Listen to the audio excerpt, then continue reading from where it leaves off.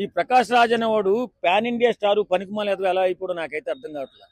ఈ పవన్ కళ్యాణ్ అనే కాదండి, ప్రకాష్ రాజ్ అనేవాడు హిందూ ద్రోహి, దేశద్రోహి.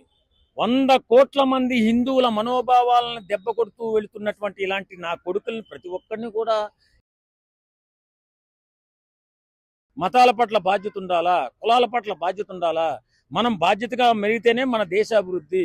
లేకుండా ఒకరి మతం మీద ఒకరు ద్వేషించుకుంటూ, ఒకరి కులాన్ని ఒకరు దూషించుకుంటూ ముందుకెళ్తే ఈ గొడవలు, ఈ గందరగోళంలో దేశం అభివృద్ధి ఆగిపోయే ప్రమాదం ఉంది. కాబట్టి ఇలాంటి నికృష్టమైనటువంటి వ్యధలను ప్రతి ఒక్కరిని కూడా కట్టడి చేయవలసిన బాధ్యత ప్రభుత్వాలు తీసుకోవాలా, పోలీస్ డిపార్ట్మెంట్ తీసుకోవాలి.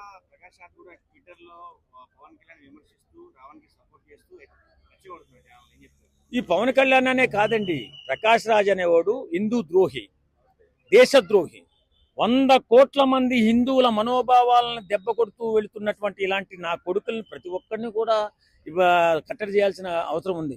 ఈ ప్రకాష్ రాజ్ అనేవాడు పాన్ ఇండియా స్టారు పనికిమాల ఎదవ ఎలా అయిపోవడం నాకైతే అర్థం కావట్లేదు.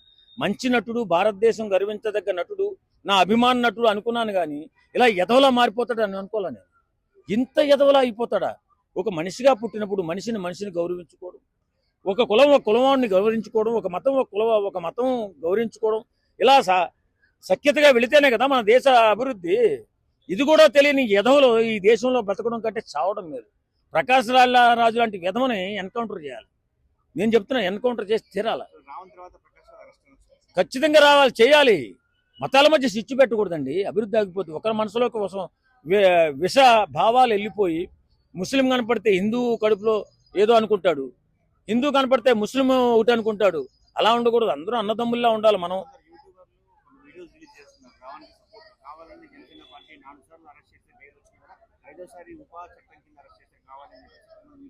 కావాలని మనం ఇప్పుడు ఏమండి, పాపం పండితే ఎవరికైనా సరే శిక్ష తప్పదు.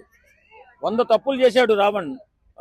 ఆ తర్వాత జోసెఫ్ అనేవాడు రావణ్ అని పేరు ఎందుకు పెట్టుకున్నాడు?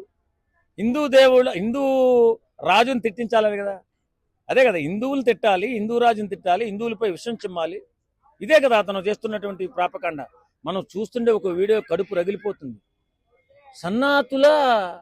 సనాతన ధర్మాన్ని సన్నాతుల ధర్మాన్ని అన్నాడు. మనిషాడు పెంట తింటున్నాడా? ఇప్పుడు సమాజంలో బ్రతికేటప్పుడు బాధ్యతగా ఉండక్కర్లా? ఇప్పుడు మతాల పట్ల, కులాల పట్ల బాధ్యత ఉండక్కర్లా?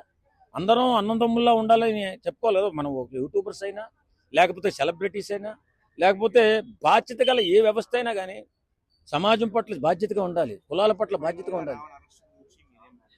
అలాంటి ఎదవలను కట్టడి చేయవలసిన అవసరం ఎంతైనా ఉంది.